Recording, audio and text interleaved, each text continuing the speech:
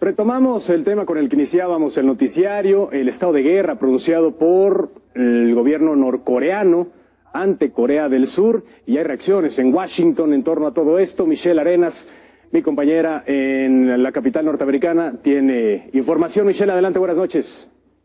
Buenas noches, efectivamente, comentarles que la Casa Blanca ya ha manifestado que se está tomando muy en serio esta nueva amenaza por parte de Corea del Norte de que ellos sostienen estar en un estado de guerra. Sin embargo, también Washington ha sostenido que estas amenazas constantes de Pyongyang siguen un patrón que les es similar.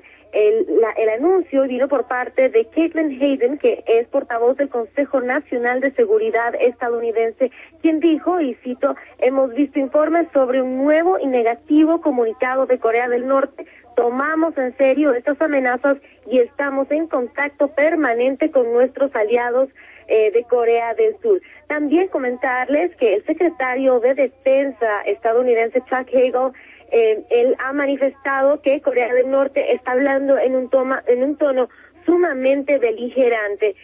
Sin embargo, que la posición de Estados Unidos es tener un compromiso con la paz y ha reiterado estar manteniendo esfuerzos para mantener la calma y evaluar esta situación con cabeza fría. Eso es básicamente lo que ha salido por parte de personeros del gobierno estadounidense hasta el momento con respecto a la situación con Corea del Norte. Pues desde luego pendientes de todo lo que se genere allá en los Estados Unidos en torno a este conflicto. Muchísimas gracias, Michelle. Muy buenas noches.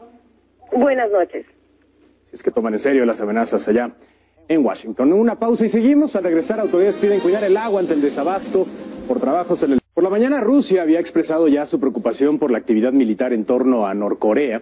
El canciller Sergei Lavrov argumentaba que los ejercicios que desarrollan Estados Unidos y Corea del Sur en la región podrían hacer que la situación saliera de control. Incluso advirtió que las actividades castrenses unilaterales podrían causar un espiral de violencia. Finalmente, el jefe de la diplomacia rusa señaló que Moscú juzgará la situación en la península coreana basándose en acciones concretas y no solamente en declaraciones de ambas partes. Y tenemos en la línea telefónica a Eduardo Rosales, él es internacionalista de la Universidad Nacional Autónoma de México. Muy buenas noches, gracias por tomar esta llamada.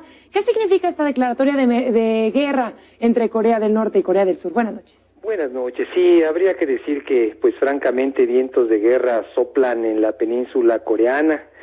En las últimas semanas, el régimen de Pyongyang ha venido elevando el tono belicista de su discurso hasta niveles francamente preocupantes. Como bien lo señala la nota informativa, pues Norcorea ha declarado hace unos minutos que ha entrado en estado de guerra con Corea del Sur. Además, el régimen también de Corea del Norte ha ordenado preparar misiles y ponerlos en posición para atacar a Estados Unidos. Esto es en un contexto delicado porque en estos momentos se están realizando ejercicios militares conjuntos entre fuerzas estadounidenses y de Corea del Sur. Más o menos deben ser como 40,000 efectivos militares y además desde luego hay aviones B-2, estos furtivos, B-52 y submarinos nucleares. Siento que es poco probable que Corea del Norte haga efectivas sus amenazas y sobre todo de utilizar bombas atómicas, porque no creo que tenga la tecnología. Además expondría una respuesta inmediata y contundente por parte de Corea del Sur y Estados Unidos, pero quizá tenga en mente pues atacar algún punto fronterizo terrestre o marítimo, como lo hizo en noviembre de 2010, cuando bombardeó la isla de Yeonjong y que causó 4 muertos, por cierto, o en ese mismo año cuando hundió una corbeta surcoreana y murieron 46 marinos, hay que decirlo, todo esto se da en un contexto muy complicado a lo largo de toda la costa oriental de China. Me refiero al mar del Japón, al mar Amarillo y sobre todo al mar de China, por las reivindicaciones territoriales de la propia China, Japón, Filipinas, Vietnam, en fin, una larga lista de países. Hay que destacar también que China y Japón mantienen listos sus armadas para pelear. Esperemos que la guerra verbal no llegue a convertirse en una guerra real y que el enfrentamiento ideológico con tintes geopolíticos pues no provoquen un error, que eso es a lo que más tememos, o un altercado que se constituye en la chispa que desata un enfrentamiento de consecuencias impredecibles. Eduardo, buenas noches, te saluda Guillermo Ochoa.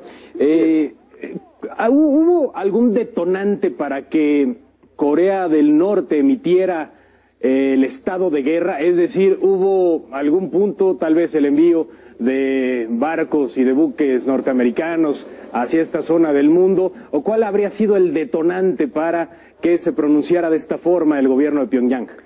Bueno, hay que decirlo, Corea del Norte ha tenido una política de provocaciones muy calculadas para ganar concesiones, para mostrar el músculo y carácter ante las élites militares, sobre todo ante el reciente ascenso de este joven que no debe llegar a los 30 años, ¿verdad? Que es el actual.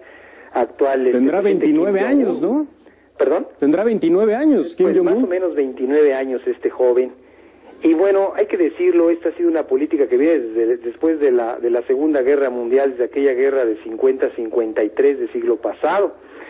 Ahora el lanzamiento de un cohete en diciembre pasado y la posterior realización de una tercera prueba nuclear subterránea por parte de Corea del Norte, pues fueron los hechos que desencadenaron esta nueva escalada de ataques verbales. Ahora bien, prácticamente toda la comunidad internacional condenó por estos hechos a Corea del Norte y la Organización de las Naciones Unidas respondió con nuevas y más severas sanciones. Entonces, francamente, ahorita el régimen de Corea del Norte se siente asfixiado, se siente muy presionado y en ese sentido ya incluso hasta esto se empieza a reflejar en el abasto de alimentos a algunas provincias de Corea del Norte.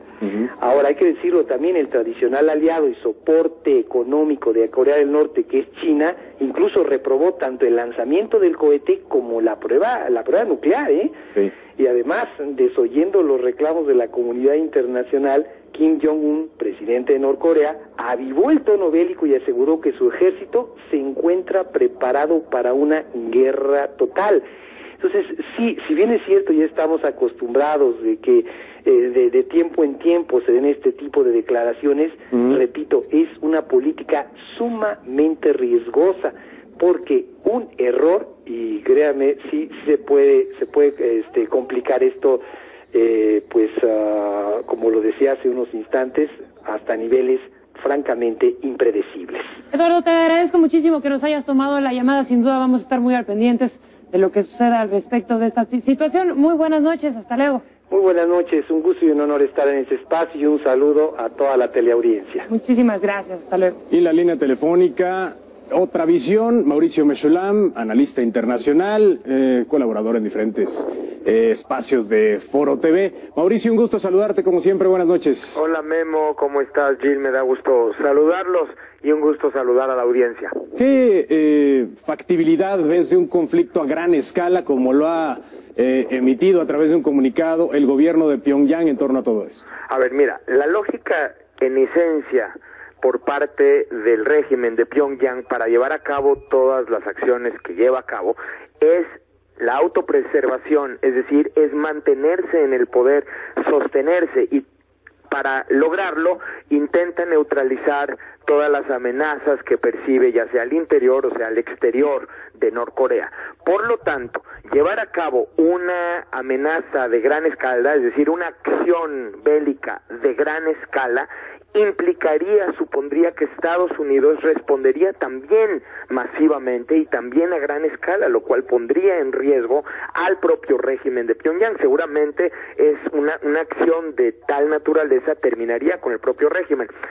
Aquí hay que entender algo.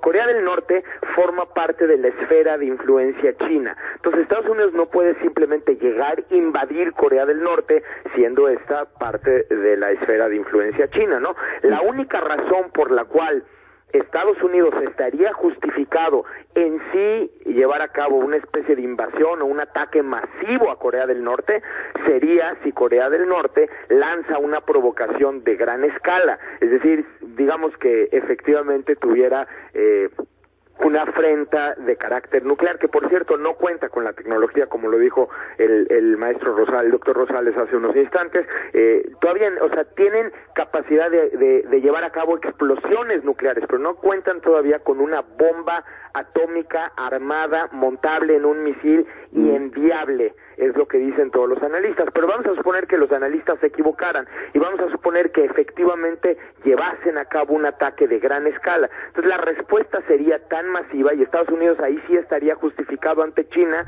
de responder masivamente, porque ahí diría Estados Unidos: no controlaste a tu aliado, le diría China, no pudiste detenerlo en su acción, por lo tanto nosotros vamos de regreso. Y entonces Estados Unidos atacaría, poniendo en riesgo la propia supervivencia del régimen, y como dije hace unos instantes, era justamente lo que el régimen busca, sobrevivir, ¿no? Claro. Entonces, no tendría lógica llevar a cabo un ataque de mayor escala. Ahora, entonces uno se pregunta, ¿por qué motivo si están elevando la retórica? Bueno, lo que está sucediendo es que se está entrando en una lógica de acción-reacción, y cuando eso sucede, las dos partes, o las múltiples partes en este caso, porque es Corea del Sur, Estados Unidos, etcétera, ¿no?, intentan reaccionar ante la reacción de la otra parte, y así sucesivamente se va entrando en una espiral. Aquí lo peligroso es que se les salga de las manos, porque cuando tú amenazas y amenazas y amenazas y no cumples con nada de esas amenazas, las amenazas pierden sustento, y si las amenazas no tienen una base real, entonces ya no tiene sentido en emitirlas. ¿Sí me explico? Oye, Mauricio, ahorita que comentabas las amenazas, ¿cómo juega el factor juventud del líder norcoreano, de Kim Jong-un? Fíjate que el tema es muy importante, porque desde el principio, desde su entrada, hay que entender que Norcorea se maneja en una especie de secrecía total, y todo mundo suponemos, hasta incluso ahora mismo, ¿no? Tú mismo estabas suponiendo la edad. Todo sobre Norcorea se supone, ¿no? Entonces, una de las grandes suposiciones cuando entra Kim Jong-un al poder era que posiblemente pues habría algunos cambios, o si iba a poder sostenerse en el poder tras la muerte de su padre, si no iba a hacer que los militares le quitaran el poder, y él realmente, siendo tan joven, pues no iba a poder controlar lo que estaba sucediendo. Bueno, lo que estamos viendo es una serie de actos que buscan, entre otras cosas, afirmarse a nivel interno. Es lo que está tratando de mostrarle a su gente, a liderazgo norcoreano y al país en general, que él está en comando, él está en control de la situación, y que no tiene pensado cambiar la estrategia disuasiva que empleó su padre, y por eso tantas acciones de fuerza, ¿no? Sí. Mauricio, nos llega a la redacción de Foro TV una alerta de la agencia AFP donde dice que Estados Unidos se toma en serio estas amenazas de guerra de Corea del Norte. Otra vez hablamos de la retórica, pero ¿qué reacciones se puede esperar tanto de la ONU como de los aliados de Corea del Sur? Momentáneamente van a ser estrategias disuasivas, es decir, no va a atacar Estados Unidos primero, ni vamos a ver una acción bélica por parte de los aliados de Corea del Sur. Todas estas estrategias, por ejemplo, el hecho de decir, tomo completamente en serio estas amenazas, es nada más para que te quede claro que Estados Unidos está listo para responder ante cualquier clase de ataque que lleves a cabo, y eso lo que hace es como tomar posiciones de fuerza, a ver si consiguen desescalar la crisis por esta vía, ya que no están sintiendo que China tenga efecto para desactivar la crisis momentáneamente, ¿no? Entonces lo que vimos, por ejemplo, de las recientes pruebas de Estados Unidos, donde envía estos aviones stealth, los B-2, los aviones furtivos, es el tipo de acciones que podemos esperar momentáneamente por parte de Estados Unidos. Ahora, dada la probabilidad de que Corea del Norte sí efectuara alguna clase de bombardeo limitado, algún ataque limitado a la frontera, o algún ataque limitado hacia el sur, no de gran escala, sino un ataque limitado, habría que ver si Estados Unidos reacciona como en el pasado, que lo que hizo en el pasado Estados Unidos fue un despliegue diplomático absoluto para intentar que China frene las acciones, o bien si en esta ocasión ahora sí Estados Unidos se mete, porque en el 2010 Estados Unidos no se metió, no respondió Estados Unidos, o sea, se contuvo, y uno se contiene justamente para no escalar la crisis a mayor nivel. Mauricio, como siempre, un placer platicar contigo sobre estos temas.